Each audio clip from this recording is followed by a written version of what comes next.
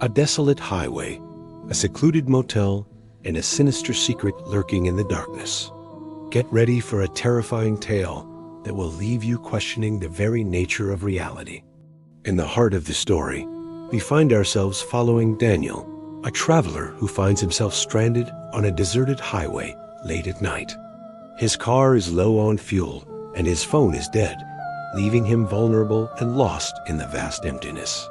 As he navigates the dark and winding road, the only companions he has are the haunting billboards advertising Mason's Motel, promising rest and refuge. However, these promises may be more deceptive than they appear. As Daniel's journey continues, the isolation deepens. For miles, there is not a single soul or a glimmer of civilization on the horizon. The darkness seems to press in around him, amplifying his fear and uncertainty. Just when his hope begins to dwindle, a beacon of light appears in the distance. A flickering neon sign emerges from the darkness, offering a glimmer of hope. It's Mason's Motel, and the sight of it brings a surge of relief to our protagonist. Upon closer inspection, however, the motel presents an eerie sight. The parking lot is almost deserted, with the exception of one old station wagon sitting in the shadows. Its peeling paint and dilapidated appearance hint at a history of neglect and decay, adding an unsettling atmosphere to the already eerie scene. Determined to seek shelter at the motel, Daniel approaches the front desk, where he is greeted by an elderly man whose smile seems strangely forced. There is something about his demeanor that suggests a hidden darkness beneath his seemingly harmless exterior. The man's behavior adds another layer of mystery and intrigue to the story, leaving us to wonder about the true nature of this isolated establishment. Despite the unsettling vibe, Daniel is desperate for rest and decides to accept the room assignment. The room itself is a labyrinth of shadows and secrets. The faded wallpaper and boxy television set transport him back in time to an era long past. As he sinks into the old bed, exhaustion pulls him into a restless sleep. In the middle of the night, Daniel is jolted awake by the sound of footsteps pacing above him. Confused and disoriented, he realizes that the room above him is vacant. This discovery heightens the sense of unease and suggests that there may be something supernatural or malevolent lurking within the walls of the motel. As he tries to decipher the source of the noise, he hears another sound, something heavy being dragged across the ceiling. This disturbing auditory experience leaves him paralyzed with fear and unable to understand what is happening around him. Then, as if the previous events weren't disturbing enough, the television set flickers to life on its own, filling the room with static. In that brief moment of static, Daniel sees a horrifying image that sends shivers down his spine. It is his own face staring back at him, contorted in a silent scream. The sight of his own terrified visage reflects the growing horror he feels as he realizes the full extent of his terrifying predicament. The sudden and inexplicable appearance of his face in the TV static suggests a supernatural presence or a distortion in the very fabric of reality. It is a chilling omen that foreshadows the even darker revelations that await him. After this eerie encounter, an oppressive silence descends upon the room. Daniel finds himself frozen in fear, unsure of what to do next. The quiet only serves to amplify his terror as he grapples with the unsettling events that have transpired. But just when he thinks it's over, a knock echoes from the closet door, each knock sending fresh jolts of fear through his body. This unexpected sound shatters the fragile calm he had momentarily found and plunges him back into a state of panic. In a desperate attempt to escape the suffocating fear, Daniel hastily gathers his belongings and flees to his car. But when he looks up, his blood runs cold. The motel, with all its ominous signs, has vanished from sight. In a terrifying twist, he finds himself in an endless black field with not a trace of the motel or the highway. This sudden disappearance of the motel adds a surreal and nightmarish element to the story, leaving Daniel trapped in a desolate landscape of his own fears. As he continues to search for a way out of this strange realm, His eyes catch sight of a line of rusted motel rooms stretching into the darkness. This haunting sight suggests that he is not alone in this desolate place. With every step he takes, the sense of dread and impending doom intensifies.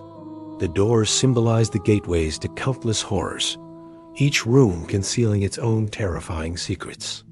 However, the true extent of Daniel's nightmare becomes clear when he steps inside one of the rooms. He finds himself confronted with a horrifying and disturbing sight. The interior of the room is filled with mutilated dolls, their lifeless eyes staring blankly ahead. This grotesque spectacle suggests a realm where innocence has been corrupted and twisted beyond recognition. The dolls represent the dark and sinister forces at play, preying on the vulnerability of those who enter this terrifying place. Daniel's determination to escape this nightmarish realm grows stronger than ever. As he desperately searches for a way out, the twisted and disturbing nature of the room underscores the urgency of his need to flee. Each step he takes away from the dolls brings him closer to the exit, but the path is fraught with peril and uncertainty. Driven by a primal need for freedom, Daniel sprints through the endless rows of motel rooms, hoping to find the end of this horrifying maze. However, the rooms seem to stretch on forever, taunting him with their endless repetition. He runs with adrenaline pumping through his veins, his heart pounding in his chest. But the oppressive atmosphere and haunting interiors sap his strength with every passing moment.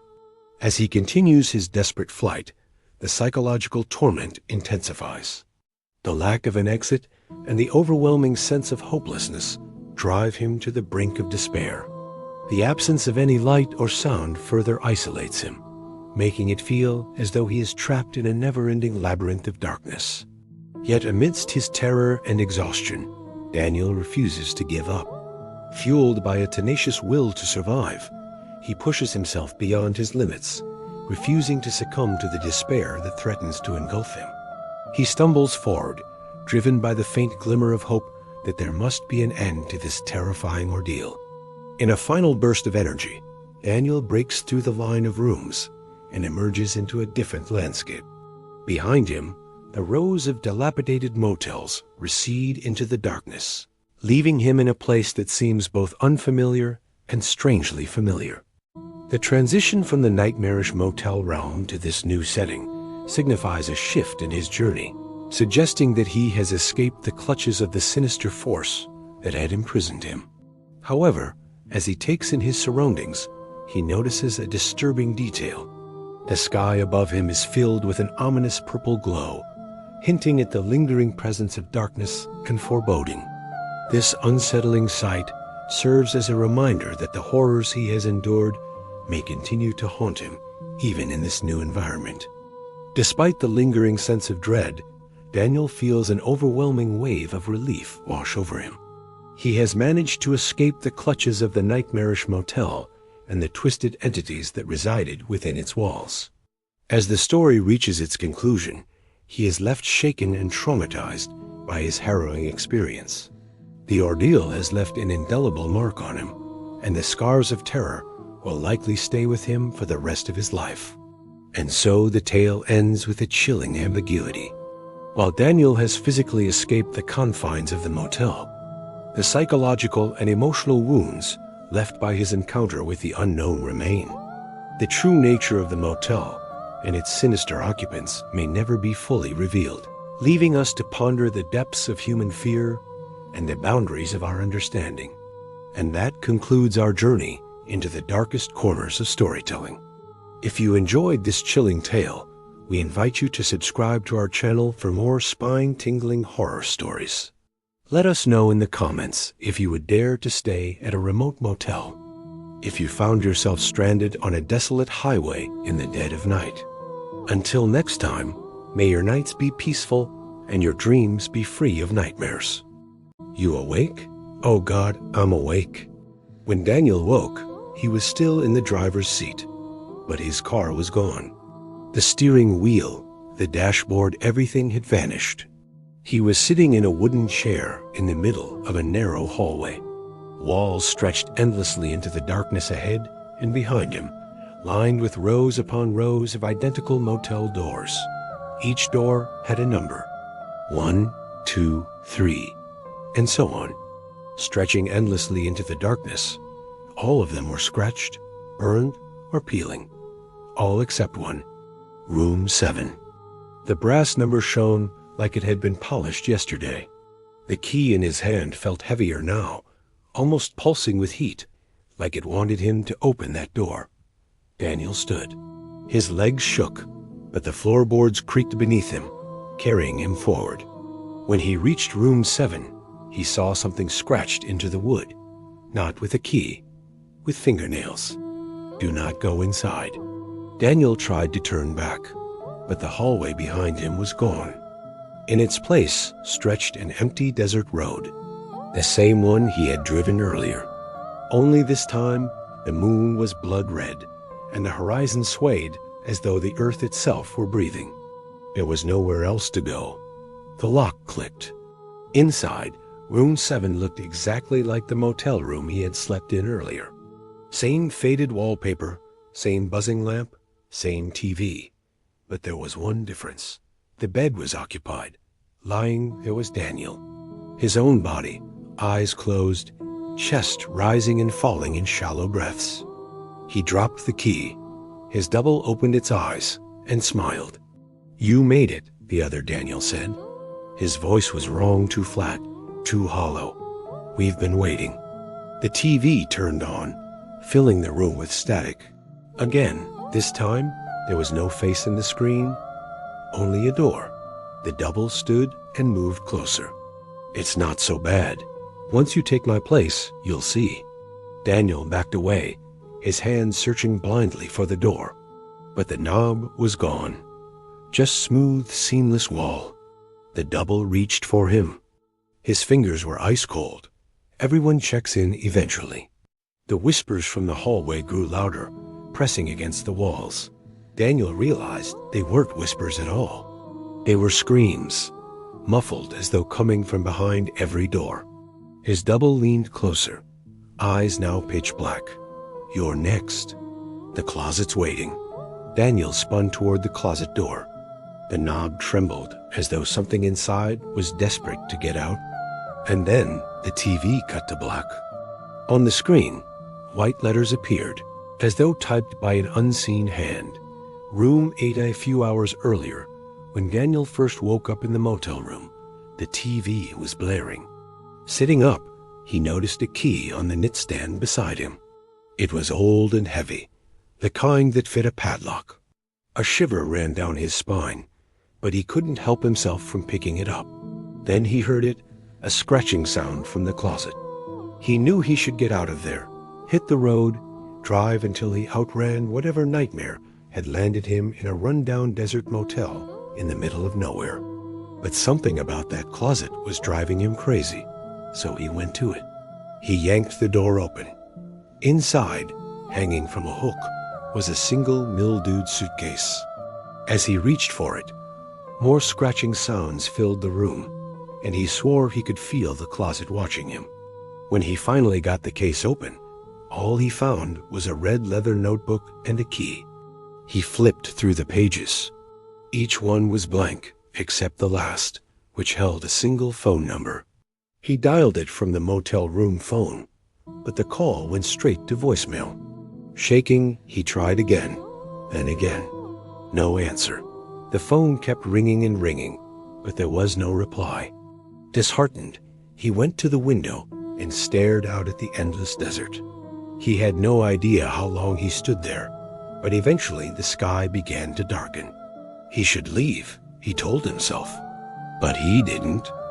Instead, he walked to the bathroom and stared at his reflection. Who is this guy? He wondered.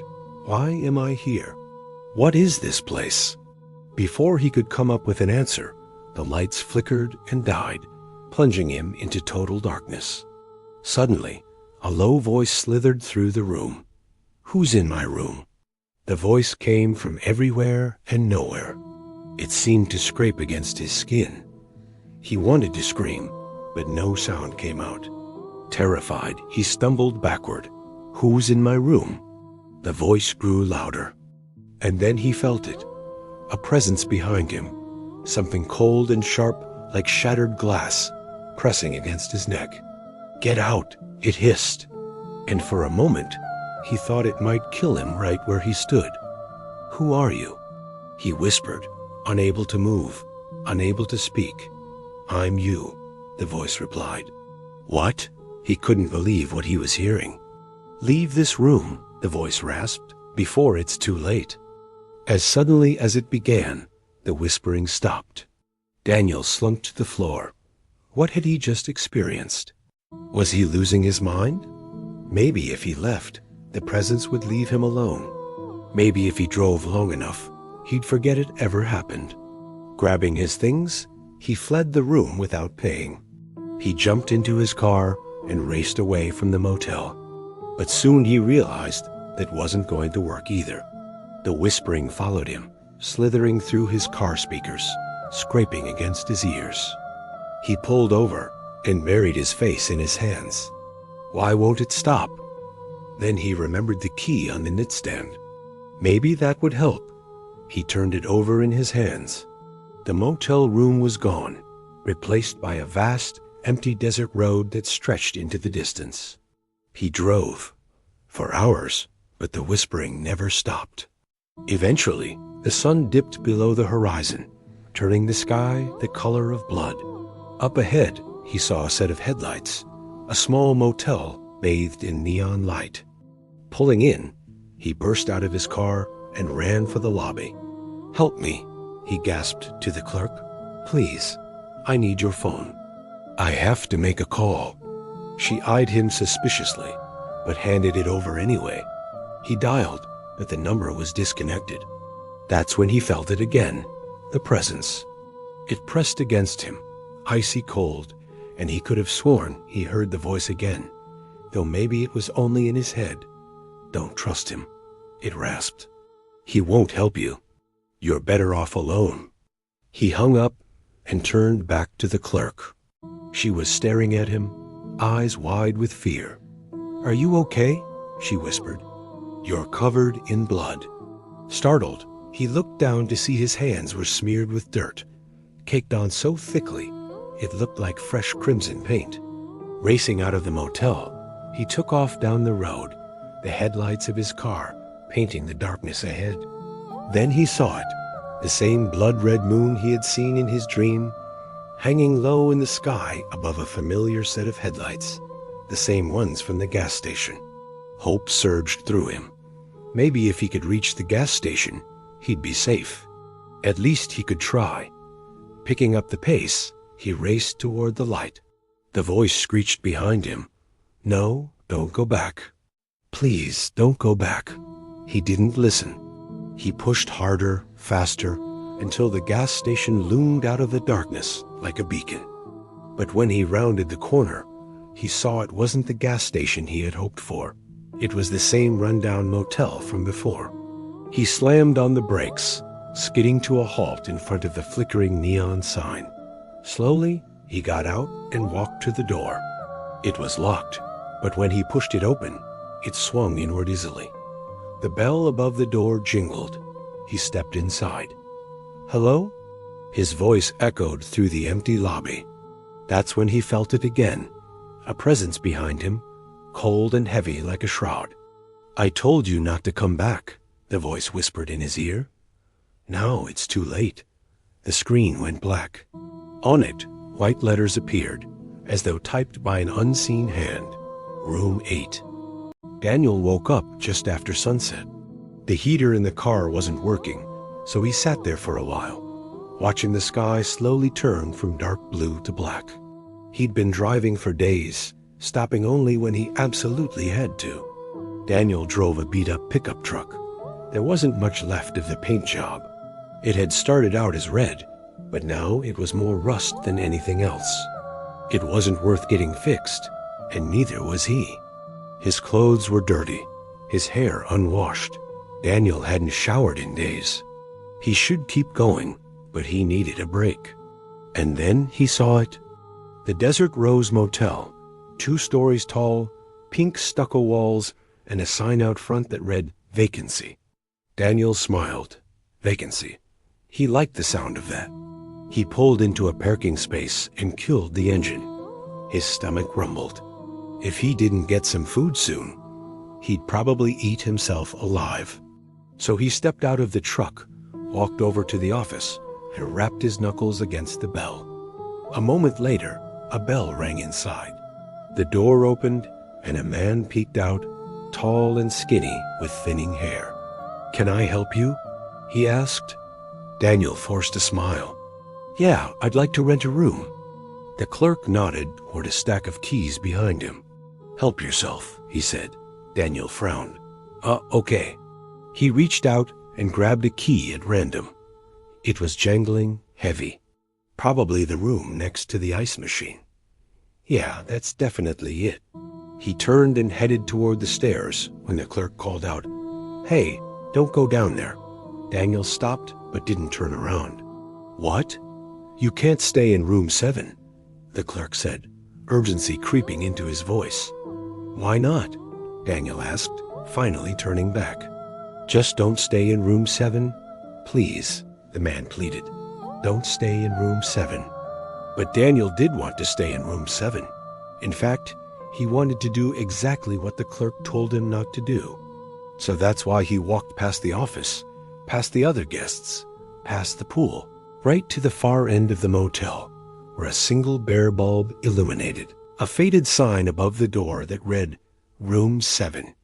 Daniel put the key into the lock and pushed. Inside, the room was empty except for the bed and a television set on a rickety table. On the knitstand beside the bed was an old lamp, a pitcher of water, and 3 motel keys. One of them was the same as the one Daniel was holding. The other 2 were different, heavier, tarnished, bearing numbers 8 and 9. The walls were covered with peeling floral wallpaper. Above the bed hung a mirror framed by tarnished silver.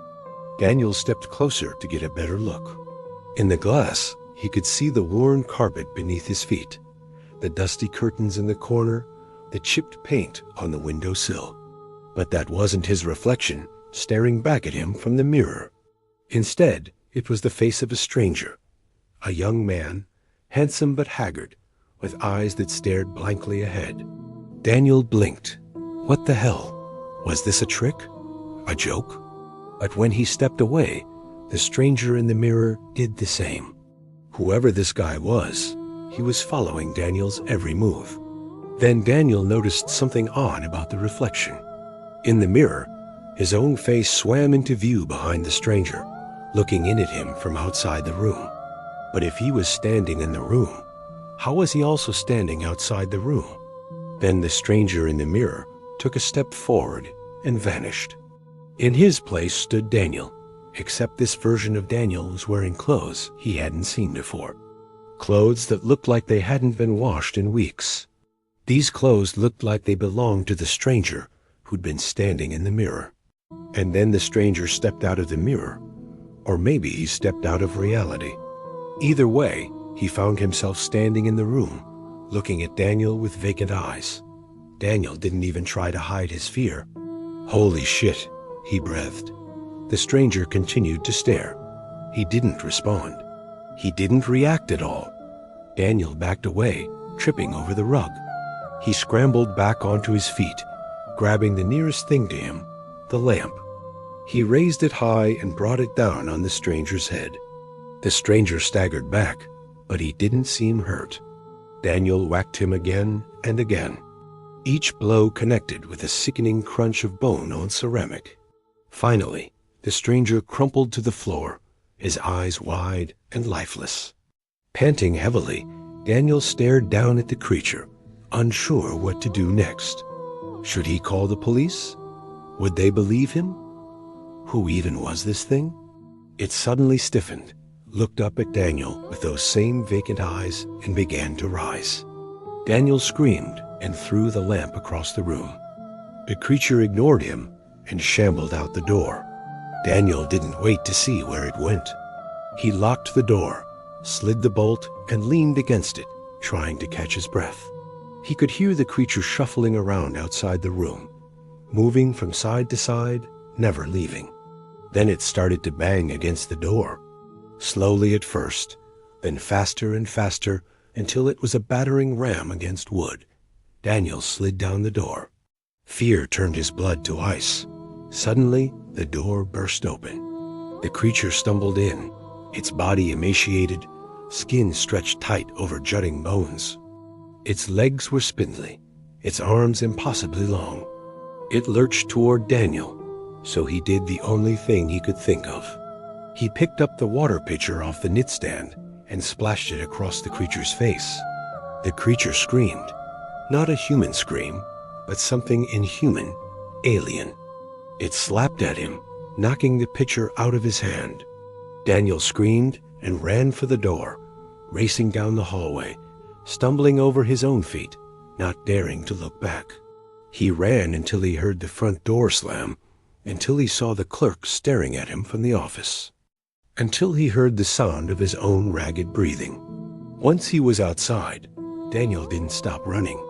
He didn't dare stop running. But finally, as the sun dipped below the horizon, he slowed to a walk. He didn't look back at the motel, didn't even glance at it. But he knew in his gut that wherever he went, whatever he did, he could never outrun what was coming for him. Daniel hit the floor hard. Cold concrete, not carpet. His lungs burned as though the air itself was poisonous. When his eyes adjusted, he saw where he was, a massive underground chamber, walls lined with motel doors stacked higher than he could see. Some were old and rusted, some looked freshly painted. Behind each door came the sounds of life whispers, cries, scratching, pounding fists, thousands of trapped voices. And every single door bore a number. The lowest he could see was 7, the highest stretching into the shadows above, numbers in the thousands. He wasn't the first. He wouldn't be the last. "Welcome, Daniel," the voice echoed from everywhere at once. Deep, metallic, almost mechanical. Daniel spun around but saw nothing. Only doors. "Do you understand where you are?" the voice asked. He tried to speak, but his throat was dry. He managed only one word. "Hell?" the voice chuckled. It was worse than laughter. It was recognition. "No, not hell. This is the registry, where every traveler checks in. The road brought you here, and now you belong to us." A nearby door creaked open. Daniel froze as a pale arm shot out, clawing at the floor. A woman's voice screamed for help before the door slammed shut again. Another door burst open above him, and he glimpsed a child's face, hollow-eyed and gray, before it was dragged backward into darkness. The voice spoke again. "Each room is a story. Each guest becomes one. Now you will take your place in the collection." Daniel ran. His footsteps echoed through the chamber, but no matter how far he went, the doors stretched on endlessly. He was running in circles. Then he saw it. Room 0. A single door at the base of the chamber, different from the rest. Heavy iron, sealed with chains. As he approached, the voice grew louder, angrier. "Not that door. That door is forbidden." Daniel didn't care. He grabbed a loose chain and pulled with all his strength. The metal groaned. Something behind the door moved, something vast, something alive. The air grew colder. The whispers stopped. For the first time, the entire chamber was silent. Then another voice spoke. Not mechanical, not mocking, human. "Daniel, let me out." The door shook violently. Dust rained from the ceiling. The whispers resumed. In unison, the other doors rattled as though hundreds of tiny fists were pounding against them. The registry's voice thundered. "Fool, do you know what you've done? That door does not lead out. It leads through." The chains snapped. The iron door swung open. A blinding light poured out, swallowing Daniel whole. When his vision cleared, he was back in his car, parked on Route 66. The sun was rising. His phone buzzed back to life on the passenger seat. He laughed in relief until he noticed something. The motel key was still in his hand. But it no longer said room 7. It said room 0. And on his phone screen, without him touching it, a notification appeared.